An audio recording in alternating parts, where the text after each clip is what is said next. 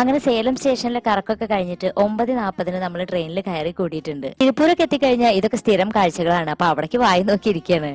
ഇതിൽ വേറെ രസമുള്ളൊരു സംഭവം എന്താന്ന് വെച്ചാൽ കാശും കൊടുത്ത് റിസർവേഷനും എടുത്ത് 3 ടിക്കറ്റും വാങ്ങിയിട്ട് ഇതാ 3ഉം കൂടിയിട്ട് ഇപ്പൊ ഇരിക്കുന്നത് വേറെ ആരുടോ ഒരു സീറ്റിലാണ്. ഇതിന് ഒറ്റ കാരണേ ഉള്ളൂ, വേറെ ഒന്നുമല്ല, വർത്താനം പറഞ്ഞിട്ട് തീർന്നില്ല. ഇനി ഇതിലും വലിയൊരു രസം എന്താന്ന് വെച്ചാൽ AC കമ്പാർട്ട്മെന്റിൽ കയറിയിട്ട് ആ AC വരുന്ന വഴി തുണി കൊണ്ട് മൂടിയിട്ട് പുതച്ച് മൂടിയിരിക്കുന്ന ആളെ കണ്ടില്ലേ. അതിനിടയ്ക്ക് വിശപ്പിന്റെ വിളി നല്ലോണം വന്നു.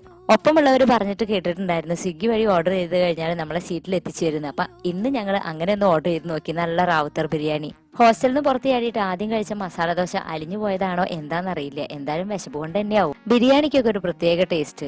നമ്മുടെ നാട്ടിലെ ബിരിയാണിയും ഇതും തമ്മിൽ ഒരുപാട് വ്യത്യാസം ഉണ്ടെന്ന് മനസ്സിലായി. എന്തായാലും കൊള്ളാം. ഇതും കഴിഞ്ഞിട്ട് സ്വന്തം സീറ്റിന് ഒരു ചീത്തപ്പേര് വേണ്ടല്ലോ എന്ന് വിചാരിച്ചിട്ട് 3 പേരും സ്വന്തം സീറ്റിൽ പോയിട്ട് കുറച്ച് നേരം ഒന്ന് റെസ്റ്റ് എടുത്തു. അപ്പോഴേക്കും ഇത് കുറച്ച് മണിക്കൂറുകൾ നീണ്ടു നിന്ന നമ്മുടെ യാത്ര ഏകദേശം തൃശ്ശൂർ എത്തിയിട്ടുണ്ട്. കാണാനുള്ള ഒരുപാട് പ്ലാനുകളുമായിട്ട് ഇനി പോവാണ്.